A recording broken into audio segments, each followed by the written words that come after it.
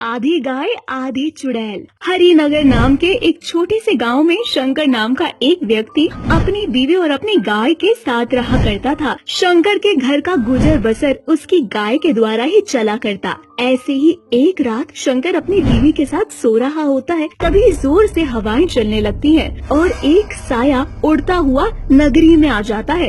मुझे बहुत कमजोरी हो रही है, अगर मुझे किसी का शरीर नहीं मिला तो मैं जीवित नहीं बचूंगी। इतना बोलकर वो चुड़ैल शंकर के घर की ओर चल देती है। तभी उसे एक गाय के रंभाने की आवाज सुनाई देती है। गाय की आवाज सुनकर चुड़ैल एक बार फिर से बोलती है, ये सुनसान गांव, गाय की आवाज कहाँ से आ रही है? गाय की आवाज। मुझे किसी भी हालत में किसी भी जीव का शरीर चाहिए, अब चाहे वो इंसान का हो या गाय का, मुझे उसके शरीर पर कब्जा करना ही होगा। इतना बोलकर चुड़ैल गाय की आवाज का पीछा करती है और उस तक पहुंच जाती है जहां वो गाय उसके बछड़े को जन्म देती है। गाय थोड़ी बीमार होती है। बीमार गाय को देखकर चुड़ैल बोलती है, मैं इस बछड़े में तो प्रवेश नहीं कर सकती क्योंकि ये अभी बहुत छोटा है और ये गाय पहले से ही बीमार है। अगर मैं इसके शरीर में गई तो शायद मैं इस गाय के शरीर से बाहर नहीं निकल पाऊंगी। इतना बोलकर चुड़ैल चांद की ओर देखती है। चांद भी अब पूरा होने वाला है, काली रात जाने वाली है, मेरे पास अब कोई दूसरा रास्ता नहीं। अपनी जान बचाने के लिए मुझे इसी गाय में प्रवेश करना होगा।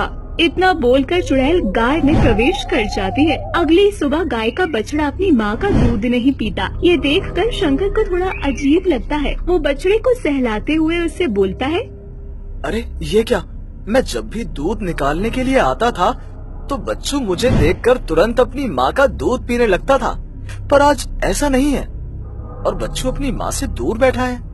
ये सोचकर शंकर बछड़े के पास जाकर बोलता है, नटखट बच्चू, क्या हुआ आज तुम अपनी माँ का दूध क्यों नहीं पी रहे?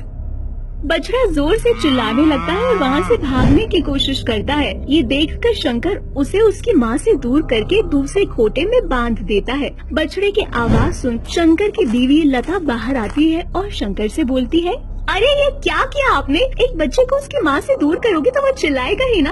आपको पता है ना कि बच्चों को हमें तंग करने की आदत है। जब भी वो आपको दूध निकालता हुआ देखता है तो आपसे पहले वो दूध पीने लगता है और आप भी ऐसा कर रहे हैं। पर लता, आज ऐसा नहीं है।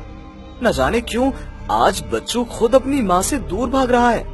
आज मुझे आता देख उसने अपनी माँ का दूध भी नहीं पिया, उल्टा मुझे देखकर वो रंभाने लगा और अपनी माँ से दूर भागने लगा।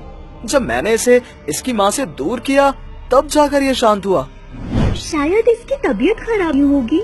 आप जाकर दूध निकालिए, तब तक मैं जानवर के डॉक्टर को बुला लाती हूँ। अब वही बच्चों को देखकर उसके स्वास्थ्य के बारे में बताएंगे। इतना बोलकर लता वहाँ से चली जाती है और शंकर दूध निकालने के लिए गाय के पास जाता है। तभी वो गाय शंकर को जोरदार लात मारती है। शंकर दूर जाकर गिर जाता है, पर फिर भी शंकर हिम्मत नहीं हारता। एक बार फिर से दूध निकालने जाता है, परंतु जब वो दूध निकालता है तो गाय से दूध नहीं निकलता। ये देखकर शंकर बहुत ज्यादा हैरान हो जाता है। तभी वो देखता है कि उस गाय की आंखें लाल हो चुकी हैं। ये देखकर शंकर खुद से बोलता है, ये आज क्या हो रहा है?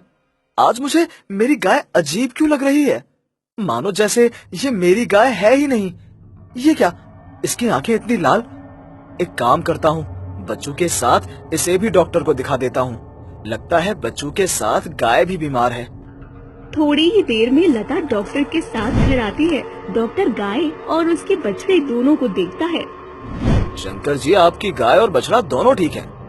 अगर ऐसा है तो फिर आज मेरी गाय ने दूध क्यों नहीं दिया? हो सकता है सुबह होने से पहले बछड़े ने सारा दूध पी लिया हो। खैर, मैं चलता हूँ।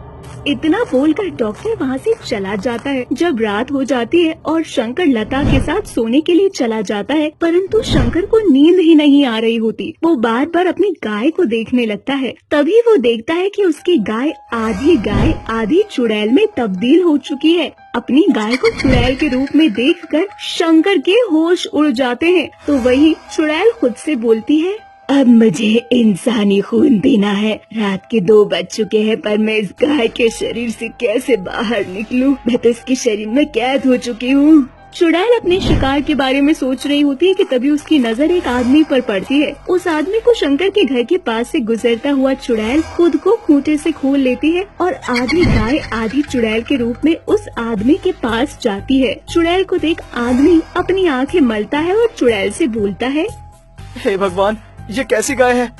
इसे गाय कहूँ या चुड़ैल? तुझे कुछ बोलने की जरूरत नहीं, तुझे बस आज मेरा खाना बनना होगा।